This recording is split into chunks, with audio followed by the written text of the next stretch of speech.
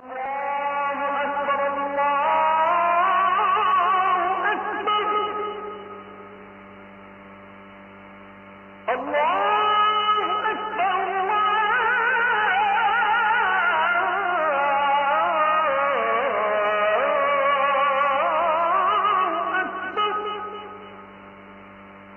যুব সমাজকে নোংরা রাজনীতি আর মাদক দ্রব্য দিয়ে ওই হাতির কানের মতো তাদের বিবেকের উপরে একটা পর্দা ফেলে দেওয়া হয়েছে। এই যুবকেরা নিজেদের ইমানি শক্তি সম্পর্কে জানে না, নিজেদের যৌবনের শক্তি সম্পর্কে জানে না। না জানার কারণে যে যুবকের হওয়ার কথা ছিল ওসমান হাদি, যে যুবকের হওয়ার কথা ছিল মোহাম্মদ বিন কাসিম, যে যুবকের হওয়ার কথা ছিল খালিদ বিন ওয়ালিদ, ওই যুবক এখন সস্তা 2 টাকার টিকটকার হয়ে গেছে। ওই যুবক, যে যুবকের যৌবনটা কাটে আল্লাহর ইবাদতে।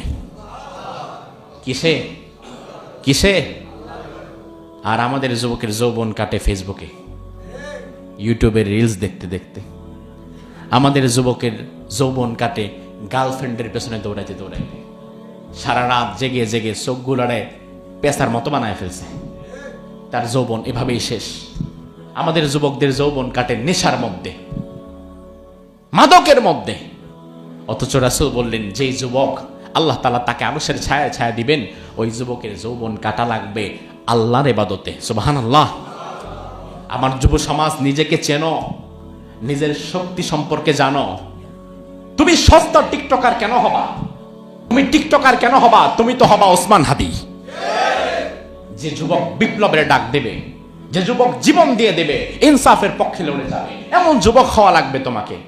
আর সারা রাত কেটে যায় তোমার ফেসবুকে, সারা দিন চলে যায় তোমার রিলস দেখতে দেখতে।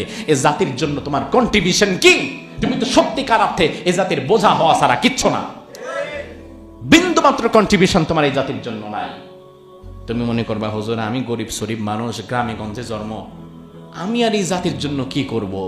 তোমার জন্ম কোথায়, পড়াশোনা কোথায়, তুমি গরিব না ধনী, তোমার চেহারা সুন্দর না ভালো, তোমার চেহারা ধলা না কালো, হাইটে তুমি কতটুকু, এইগুলার ভিত্তিতে কোনোদিন তোমার ফিউচার দাঁড়াবে না। ফিউচার দাঁড়াবে তোমার চিন্তা শক্তির ভিত্তিতে, তোমার চিন্তার বরত্বের ভিত্তিতে। আজ আমাদের যুবকেরা নিজেদেরকে চেনেই না, নিজেদের শক্তি সম্পর্কে তাদের কোনো ধারণাই নাই। এই যুবকগুলা হয়ে গেছে হাতির মতো, বিশাল হাতি, শক্তিশালী। ওই হাতির উপর একটা মাউত বসে থাকে। হাতির শক্তি বেশি না মাউতের শক্তি বেশি? কয় মাউতের শক্তি বেশি। মাউত আরো বড় হাতি। ওই হাতি যদি খালি একটা মোরান দেয়, এমন হাজারো মাউতকে সে পায়ের নিচে পিষে ফেলার মতো ক্ষমতা তার আছে না নাই?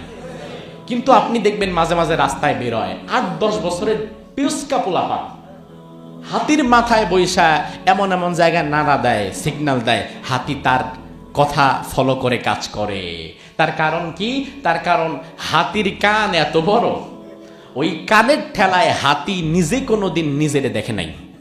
হাতি বুঝে না যে আমি আসলে হাতি, আমার যে কত শক্তি আর আমার দেহর যে কত বড়, এটা হাতি স্বাভাবিক অবস্থায় বোঝে না। তার কানের কারণে সে দেখে না, তার নিজেকে ঢাকা পড়ে গেছে তার কানের কারণে। হাতি যদি কোনোদিন দেখতো আমার সাইজ এত বড় আর তোর সাইজের দূর, আর তুই আমার মাথার উপরে বসে আমার কান ধরস, একদম পায়ের নিচে ভেসে ফেলতো। আমাদের যুব সমাজ ওই হাতির মতো হয়ে গেছে।